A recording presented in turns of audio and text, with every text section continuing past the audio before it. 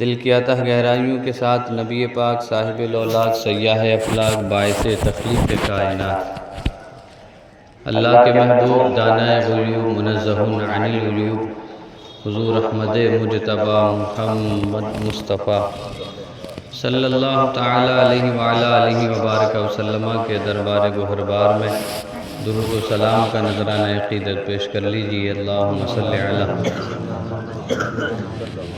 سیدنا و مولانا محمد معدن الجود والکرم وآلہ واصحابہ وبارک وسلم صلاۃ و سلام علیک یا رسول اللہ۔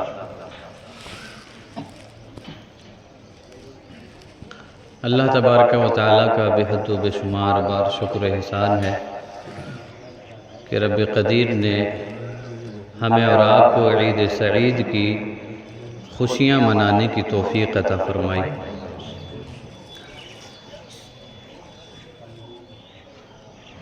کچھ گفتگو کرنے سے قبل اعلیٰ حضرت امام اہل سنت الشاہ امام احمد رضا خان فاضل بریلوی رضی اللہ تعالیٰ عنہ کے لکھے ہوئے کلام کے کچھ اشعار میں آپ تک پہنچاتا ہوں۔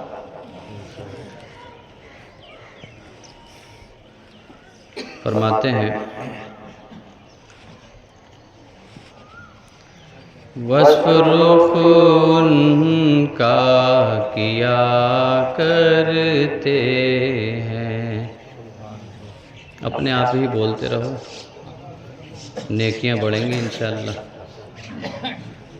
وصف رخ ان کا کیا کرتے ہیں، شرح و شمس و ضحا کرتے ہیں، شرح و شمس و ضحا کرتے ہیں، ان کی ہم مدح و ثنا کرتے ہیں، ان کی ہم مدح و ثنا کرتے ہیں، جن کو محمود کہا کرتے ہیں، جن کو محمود کہا کرتے ہیں،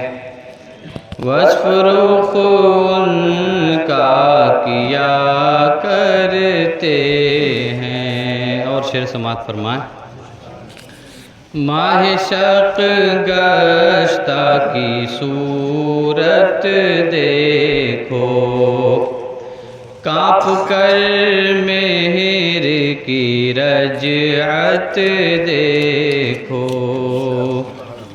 ماہ شق کہتے ہیں ٹوٹا ہوا چاند، یہ ٹوٹا ہوا چاند اور گھومتا ہوا چاند،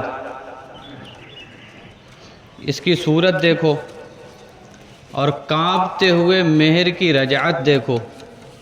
یعنی حضور صلی اللہ علیہ وسلم نے جب سورج کو پلٹایا تھا تو سورج فوراً پلٹ آیا تھا۔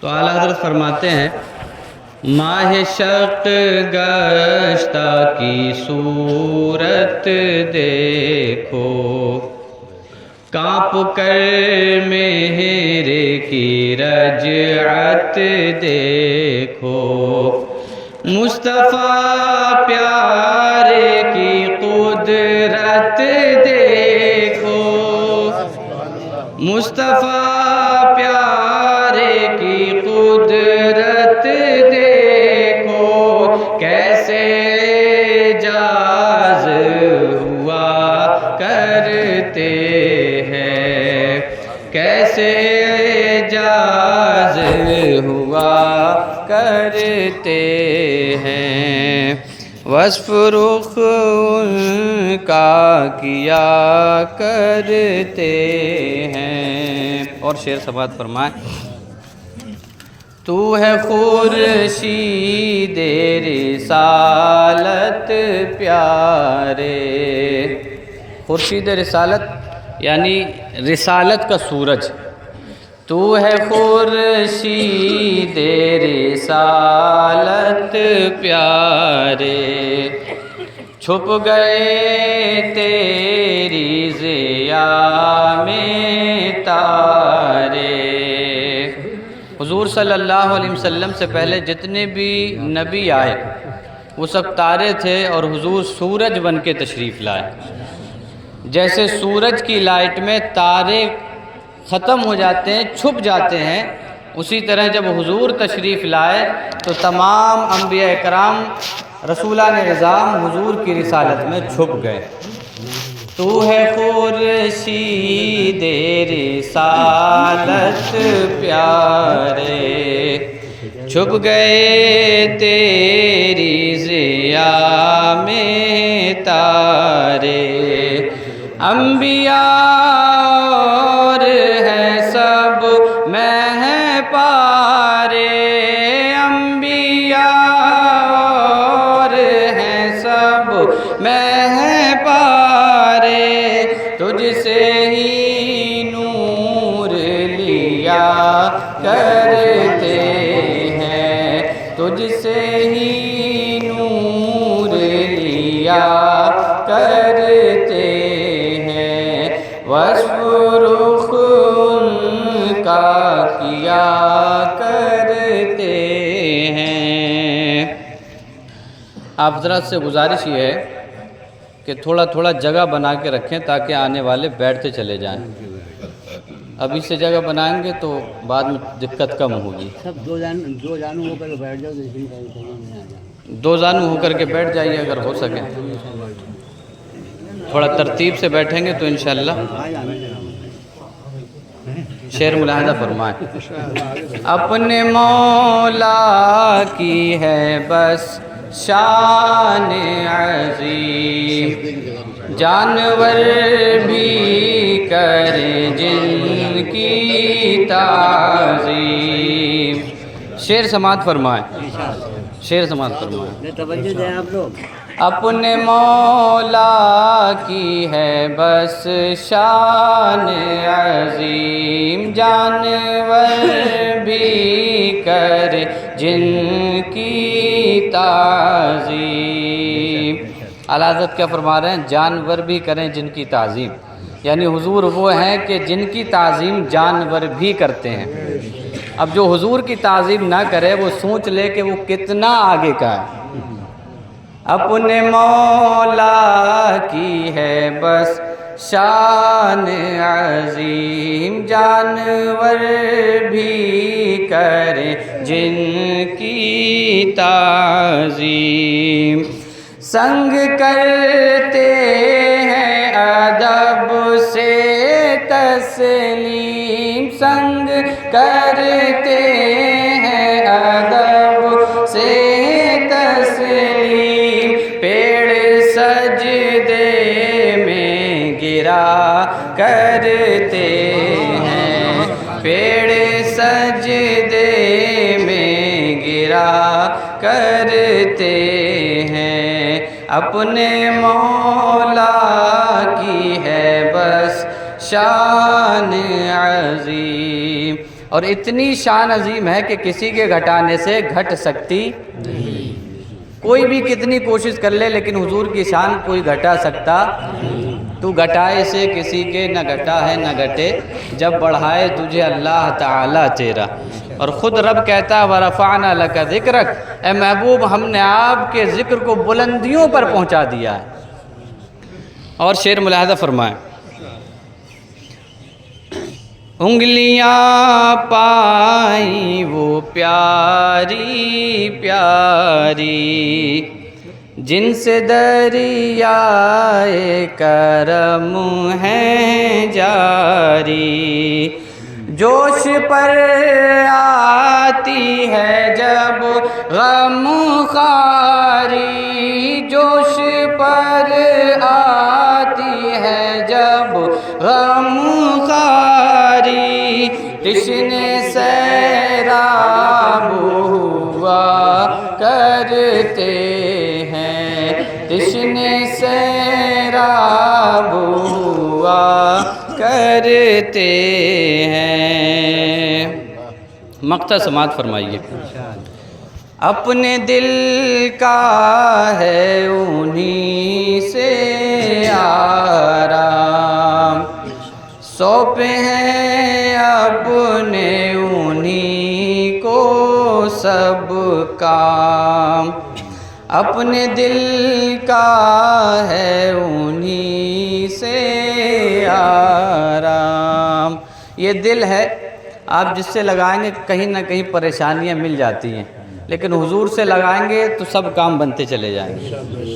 اپنے دل کا ہے انہی سے آرام، سونپے ہیں اپنے انہی کو سب کام، لو لگی ہے کہ اب اس در کے غلام، لو لگی ہے کہ اب اس در کے غلام، چارۂ درد رضا کرتے ہیں، چارۂ درد رضا کرتے ہیں۔ درود پاک پڑھیں، اللہم صلی علی سیدنا و مولانا محمد بن معدن الجود والکرم علیہ وصحبہ وبارک وسلم، صلاۃ و سلام علیک یا رسول اللہ۔ قرآن مجید کے اندر آپ حضرات کی توجہ ہے، قرآن مجید کے اندر رب قدیر ارشاد فرماتا ہے، ان الدین عند اللہ الاسلام، بے شک اللہ کے نزدیک دین اسلام ہے۔ اب اسی پسندیدہ دین کے تعلق سے رب فرماتا ہے، یا ایھا الذین آمنو، اے ایمان والو، ادخلوا فی السلم کافہ، اسلام میں پورے داخل ہو جاؤ، ولا تتبعوا خطوات الشیطان، اور شیطان کے نقش قدم پر نہ چلو، انہ لکم عدو مبین، بے شک وہ تمہارا کھلا دشمن ہے۔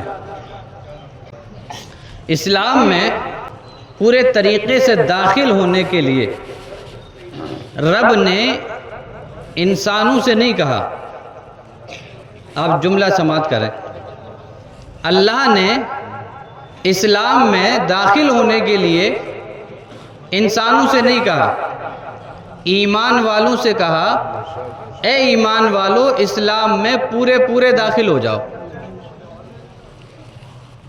میں آگے تبصرہ کرتے ہوئے اگر یہ بات کہوں تو وجہ ہوگی کہ اگر ایمان والے خود پورے طریقے سے اسلام میں داخل ہو جائیں گے تو پھر کسی سے کہنے کی ضرورت نہیں پڑے گی، وہ مسلمان کا کردار دیکھ کے خود اسلام قبول کر لے گا۔ ایمان والوں سے کہا اسلام میں پورے داخل ہو جاؤ۔ اچھا، مزے کی بات یہ ہے کہ ایمان تو لے آئے ہیں، پھر ایمان والوں سے ہی کہا جا رہا ہے اسلام میں پورے داخل ہو جاؤ۔ ہے نا تعجب کی بات؟ یا اللہ ہم تو مسلمان ہیں، ہم تو ایمان والے ہیں، ہمارے سر پہ ٹوپی ہے، ہم کرتا پاجامہ پہنتے ہیں، ہمیں پتا ہے کہ 5 وقت کی نماز فرض ہے۔ میں کیا کہہ رہا ہوں؟ ہمیں پتا ہے کہ ہمیں 5 وقت کی نماز فرض ہے، صرف پتا ہے۔ یا اللہ ہمیں پتا ہے کہ ہمیں کیا کرنا ہے، مولا پھر ہم سے کیوں کہہ رہا ہے کہ اسلام میں پورے داخل ہو جاؤ؟ آئیے تھوڑا تبصرہ کرتے ہیں، کیا ہم اسلام میں پورے طریقے سے داخل ہیں؟ کیا صرف ٹوپی پہن لینا اسلام ہے؟ کیا صرف کرتا پاجامہ پہن لینا اسلام ہے؟ کیا یہ صرف معلوم ہو جانا کہ 5 وقت کی نماز فرض ہے یہ اسلام ہے؟ بلکہ آؤ اسلام دیکھیں ہے کیا۔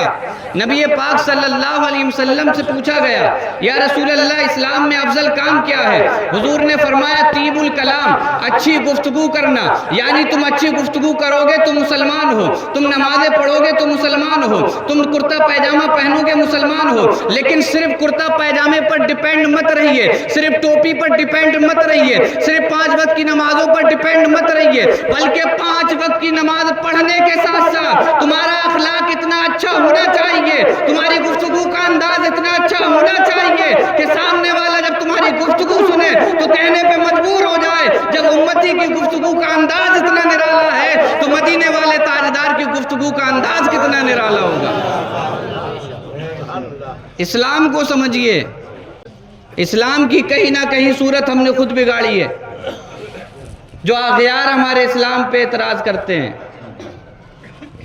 ورنہ صحابہ صرف گلیوں سے گزر جاتے تھے تو لوگ ایمان قبول کر لیا کرتے تھے، حضور صرف گفتگو فرماتے تھے تو لوگ اسلام میں داخل ہو جایا کرتے تھے۔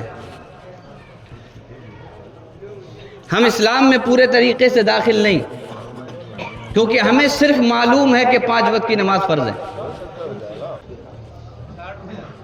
قرآن میں رب کہہ رہا ہے اسلام میں پورے داخل ہو جاؤ۔ کیا ہم اسلام میں پورے داخل ہیں؟ کیا بچے کے کان میں اذان دلوا دینا یہی صرف اسلام ہے؟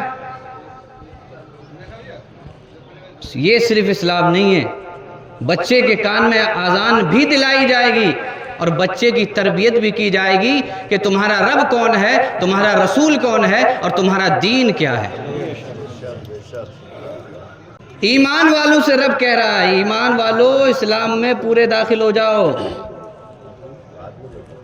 اسلام میں پورے داخل ہو جاؤ۔ تھوڑا آگے بڑھیں، بچہ پیدا ہوا، اذان ہو گئی،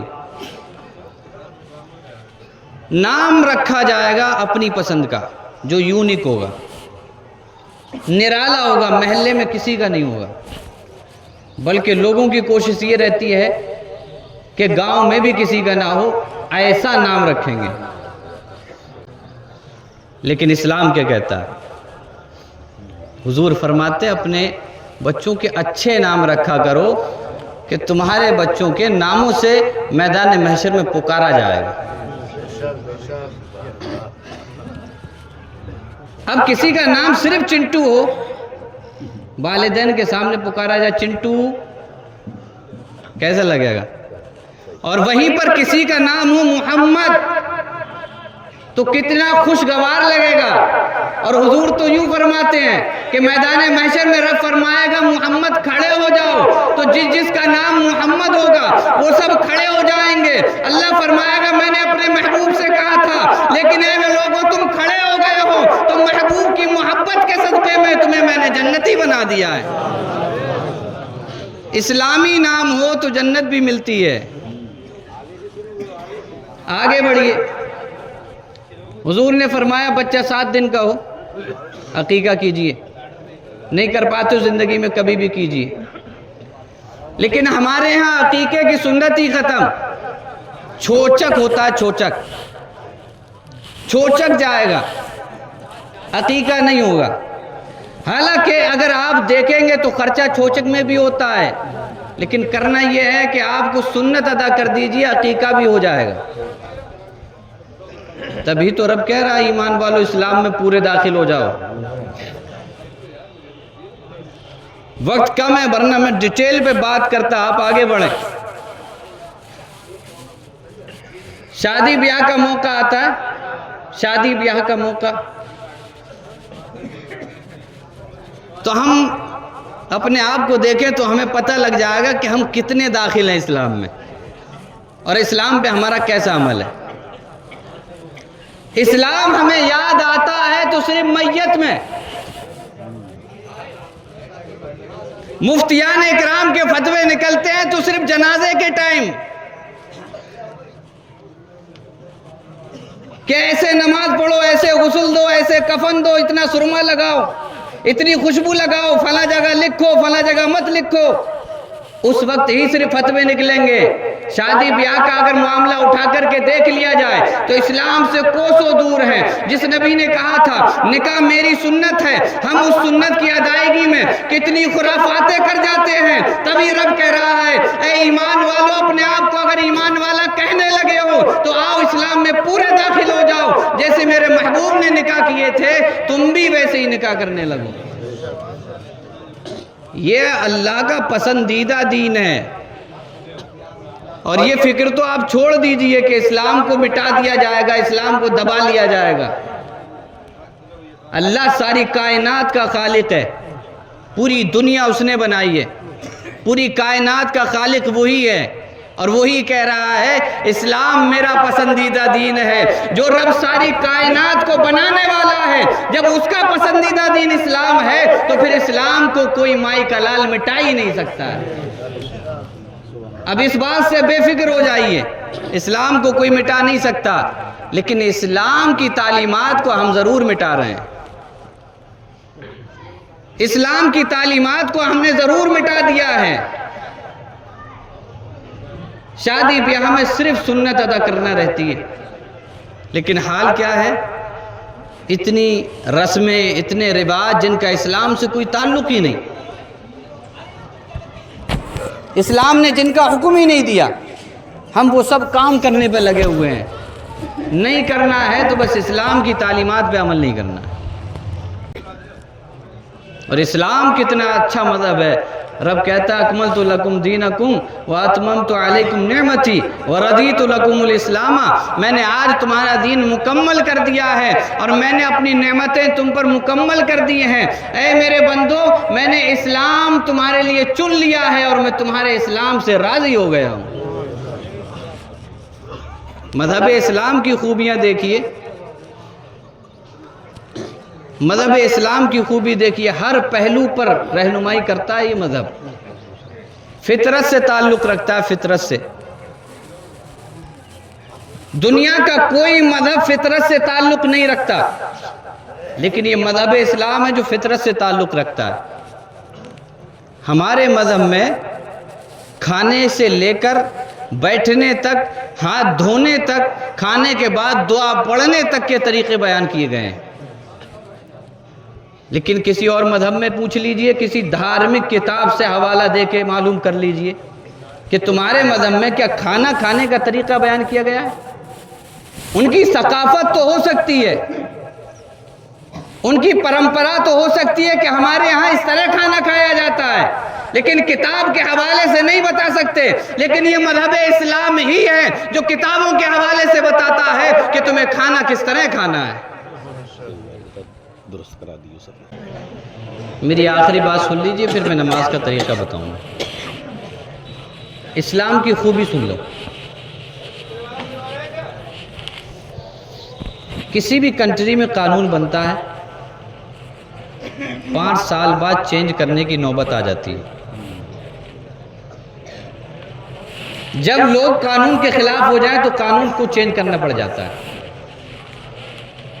لیکن قربان جائیے اسلام کے قانون پر، 1400 سال پہلے حضور نے دیا تھا، آج تک ویسا ہی ہے۔ آپ حیرت میں پڑ جائیں گے، صرف ایک دیش میں نہیں چلتا ہے، 56 ممالک سے زیادہ کنٹریز میں اسلام چلتا ہے۔ ہر جگہ ایک طریقے پر نماز پڑھی جاتی ہے، ایک طریقے پر حج کیا جاتا ہے، ایک ہی قانون کے تحت زکوٰۃ دی جاتی ہے، ایک ہی قانون پر چلا جاتا ہے۔ یعنی اسلام کا حکم، اسلام کا قانون اتنا مضبوط ہے کہ تم کہیں بھی چلے جاؤ، اسلام کا قانون وہی رہے گا۔ اور یہ بتا رہا ہے کہ مسلمانوں، جب میرا قانون ایک ہے تو تمہیں بھی ایک ہو جانا چاہیے۔ جب قانون اسلام کا ایک ہے، 1400 سال ہو گئے، قانون بدلنے کی نوبت نہیں آئی کہ چلو بھئی اب نماز میں تھوڑی سی ترمیم کر دی جائے، لاؤ حج میں تھوڑا سا قانون چینج کیا جائے، چلو تھوڑا سا چینج کر دو، کعبے کا طواف کم کر دو، چلو زکوٰۃ کا نصاب تھوڑا کم کرو یا تھوڑا بڑھا دو۔ یہ اسلام کی خوبی ہے، ہر دھرم کا قانون چینج ہوتا رہتا ہے۔ لوگوں کو دیکھ کے چہرے بدل لیے جاتے ہیں، لیکن یہ اسلام ہے، جیسا حضور نے 1400 سال پہلے دیا تھا آج بھی ویسا ہی ہے اور قیامت تک ویسا ہی رہے گا۔ اس کو کوئی بدل سکتا؟ اسلام کی فطرت میں قدرت نے لچک دی ہے، جتنا کہ دباؤ گے اتنا ہی یہ ابھرے گا۔ تو آپ ٹینشن مت لیجئے، بس قرآن پہ عمل کیجئے۔ یا ایھا الذین آمنوا ادخلوا فی السلم کافہ، اے ایمان والو اسلام میں پورے پورے داخل ہو جاؤ۔ غیروں کی ٹینشن مت لیجئے، کوئی آ رہا ہے نہیں آ رہا ہے، جا رہا ہے کیا کر رہا ہے، اپنی ٹینشن لیجئے کہ آپ اسلام میں پورے داخل ہو جائیے۔ جس دن ہم اسلام میں پورے داخل ہو گئے اس دن لوگ دیکھ دیکھ کے ایمان قبول کریں گے انشاءاللہ۔